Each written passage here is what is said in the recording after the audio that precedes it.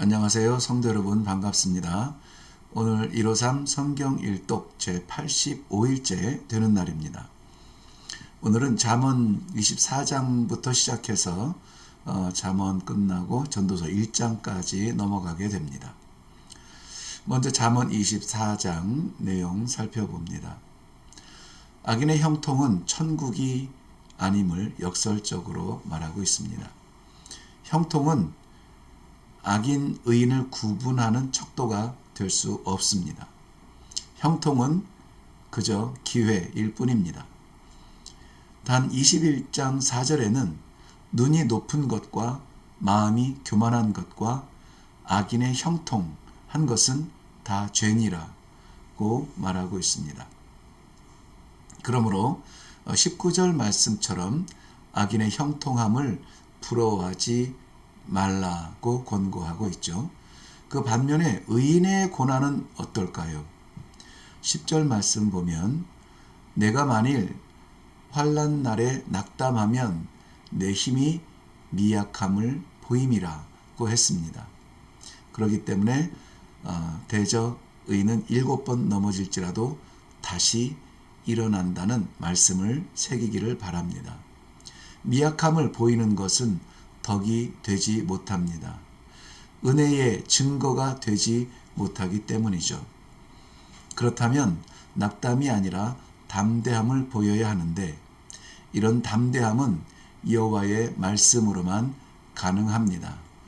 늘 겸손과 나약함은 결코 같지 않다고 말합니다.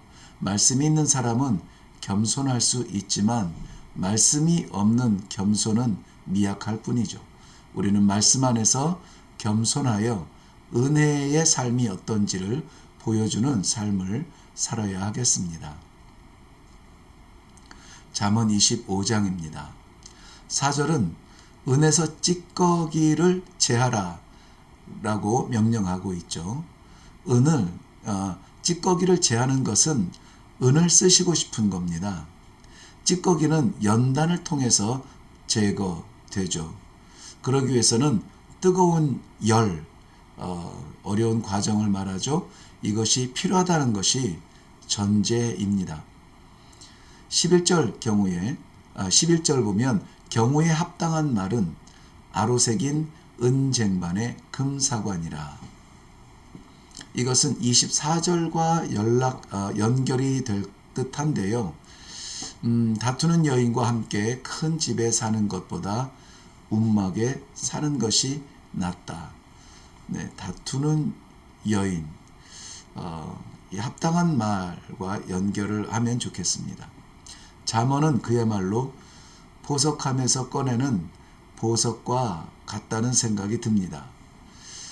13절 볼까요? 충성된 사자는 그를 보낸 이에게 마치 추수하는 날의 얼음 냉수 같아서 능히 그 주인의 마음을 시원하게 하느니라. 저 개인의 평생 소원이기도 하지만 그런 일꾼이 많은 교회가 되기를 바랍니다. 잠언 26장입니다. 1절부터 시작되는 미련한 자의 모습, 그리고 13절부터 기록된 게으른 자의 습관들, 이 맹렬한 비난 앞에 드러나는 모습을 보면 우리 자신을 돌아보지 않을 수 없게 됩니다. 이어서 나오는 사기꾼, 간섭하는 자, 다투기를 좋아하는 자, 거짓말하는 자들을 적절히 공개하고 있습니다. 26장을 읽고 나면 주여 내 마음에 정한 마음을 창조하소서, 이 다윗의 기도가 생각나지 않을 수가 없네요. 이런 것들로부터 성도의 신앙 양심을 굳게 지켜야 하겠습니다. 그래야 잠언의 말씀이 그림이 아니라 보석이 될 겁니다. 잠언 27장입니다. 너는 내일 일을 자랑하지 말라. 하루 동안에 무슨 일이 일어날는지 내가 알 수 없느니라. 이 말씀은 일에 대한 불확실성을 말하는 것이 아니라 말에 대한 관리를 말하는 것입니다. 칭찬은 곰도 춤추게 한다고 하지만 칭찬에 중독되면 진실과 비판으로 수정될 기회를 놓치게 됩니다. 친구의 충고, 구절에 보면 충성된 경고라고 되어 있죠. 이것을 감사하는 사람이 되어야 되겠습니다. 솔로몬의 지혜의 대상은 이웃입니다. 그는 자신의 지혜가 이웃에게 유익하며 혜택 받기를 원하는 것입니다. 10절 말씀은 가까운 이웃이 먼 형제보다 나으니라고 했죠. 나의 지혜가 이웃에게 혜택이 되어지고 그런 이웃은 먼 형제보다 가까운 우리 믿음의 공동체, 그런 이웃이 되면 좋겠습니다. 잠언 28장입니다. 1절의 말씀은 무슨 뜻일까요? 악인은 쫓아오는 자가 없어도 도망하나 의인은 사자같이 담대하니라. 이것은 복음과 증거하는 삶에 연결되어 있습니다. 복음, 즉 말씀으로부터 숨는 사람이 있고 복음, 즉 말씀을 증거하는 사람이 있습니다.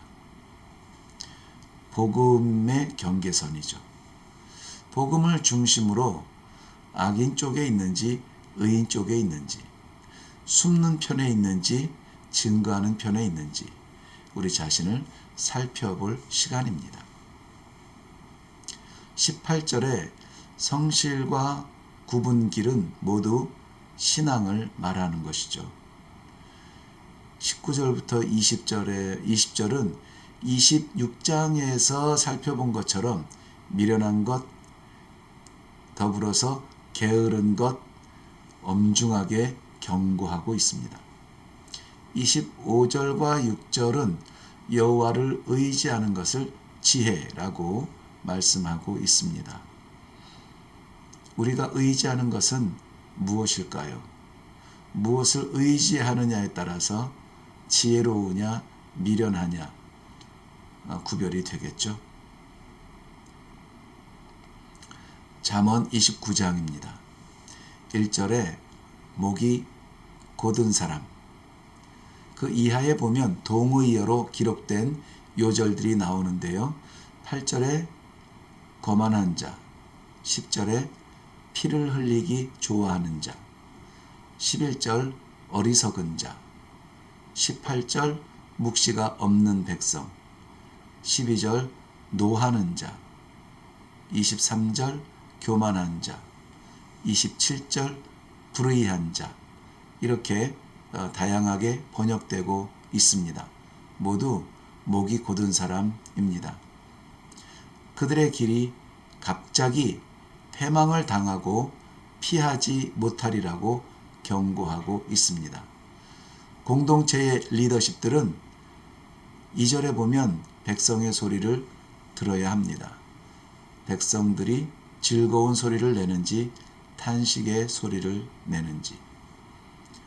18절 말씀 보면 묵시가 없으면 백성이 방자히 행하거니와 율법을 지키는 자는 복이 있느니라는 말씀에서 묵시가 없는 건 아닌데 없는 것처럼 사는 백성은 어떨까라는 생각도 들었습니다. 묵시가 없는 백성은 아니죠. 그런데 없는 것처럼 사는 그런 사람이 되지 말아야 되겠다.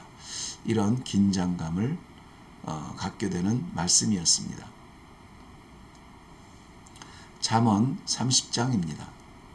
솔로몬은 잠언의 대표적인 기록자이기는 합니다만 다른 사람의 잠언도 함께 있습니다. 아굴이라든지 르무엘 왕의 어머니라든지 지혜자라는 이름으로 기록된 것이죠. 잠언 30장은 아굴이라는 사람의 잠언입니다. 아굴은 자신을 짐승 같은 자, 총명이 없는 자, 지혜를 배우지 못한 자, 거룩하신 이를 아는 지식이 없는 자로 표현하고 있습니다. 아굴의 이름은 낯설지만 7절에서 9절에 그의 기도는 가슴에 와 닿습니다. 이 부분은 눈으로 읽으시더라도 꼭 소리를 내서 읽으시기를 권합니다.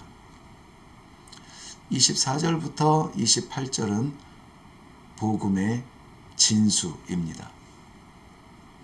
그날을 준비하는 개미, 피난처를 아는 사반, 따르는 공동체 메뚜기, 약하지만 있을 곳을 떠나지 않는 도마뱀 혹은 거미로도 번역하고 있습니다. 성도는 무엇을 준비하며 어디로 피하며 누구를 따르며 어디에 머물기를 좋아하나요? 여기에 나오는 이 미약한 곤충들의 성도를 대비해서 읽어보면 좋을 것 같습니다. 잠언 31장입니다. 마지막 장은 르무엘의 어머니가 아들을 훈계한 글입니다. 아굴과 같이 르무엘은 더욱이 그의 어머니에 대하여는 알려진 바가 없습니다. 추측할 뿐이죠. 그러나 이 어머니의 잠언은 술에 취한 듯 비틀거리며 방향을 잃은 이 세대에 정확히 필요한 말씀으로 기록되어 있습니다. 그야말로 이렇게만 산다면, 아니 하나님께서는 오늘도 변함없이 어머니라는 통로를 통하여 하나님의 사랑의 마음을 그의 자녀들에게 선포하고 계시는 듯 결론의 말씀처럼 들립니다. 10절 말씀 보면 현숙한 아내는 진주보다 귀하다고 표현했으며 결론 부분에서 그 모든 것을 오직 여호와를 경외하는 여자에게 집중하고 있습니다. 이런 여인이 있는 공동체에 복이 있기를 바랍니다. 네, 전도서로 넘어갑니다. 서론적으로 몇 가지 살펴보면 전도자로 번역된 단어는 모으는 사람 혹은 모임의 공식적인 대변인과 같은 뜻의 이름입니다. 솔로몬을 전도서의 저자로 보는 데는 이견이 없습니다. 솔로몬의 방황의 시간을 통해 깨닫게 된 삶의 진리를 영감을 통해 기록한 것입니다. 전도서에서 가장 많이 쓰인 단어는 역시 헛되다 라는 말로 37회 기록되어져 있고요. 그 다음이 해 아래서 라는 말로 29회 기록되어져 있습니다. 굳이 연결해 보자면 해 아래서 헛된 것들이 무엇일까? 전도서는 그렇지만 그 모든 헛된 것으로 인한 좌절이 아니라 해 아래서 헛된 것을 따르지 말고 해 위에 계신 하나님을 바라보라 안내하고 있는 것이죠. 따라서 헛되다는 말이 가장 많이 쓰여 있기는 하지만 그러나 그 가운데서도 하나님의 아들 그리스도에 대한 믿음을 다시 한번 찾게 해 주는 말씀들입니다. 전도서의 전체의 주제 12장 13절 14절 기록된 대로 이것이 사람의 본분이라는 것입니다. 전도서 1장입니다. 1장에서 전도서 전체의 주제를 강력하게 어필하고 있는데요. 모든 것이 헛되다. 헛되다라는 말은 증발하다 라는 뜻입니다. 마치 아침에 영롱이고 반짝이는 이슬이 보석 같지만 햇볕이 잠깐 떠오르면 사라지는 것처럼 덧없고 실속 없는 것들을 말합니다. 하나님께로부터 멀어진 모든 것의 불안한 상태입니다. 인생을 위해서 계획하지만 곧 허무함, 공허함을 직면하게 됩니다. 머물러 있는 인생이란 없습니다. 다 지나가죠. 해가 뜨고 해가 지는 자연의 순환과 함께 새로운 것은 없습니다. 인격의 가장 높은 경지에서 지혜를 자랑하지만 지식을 더하는 근심을 더할 뿐이라, 지식을 더하는 자는 근심을 더할 뿐이라고 말하고 있습니다. 지혜와 진리의 샘, 일회교회에서 말씀과 기도로 신앙을 든든히 세워 가시는 여러분 모두를 축복합니다.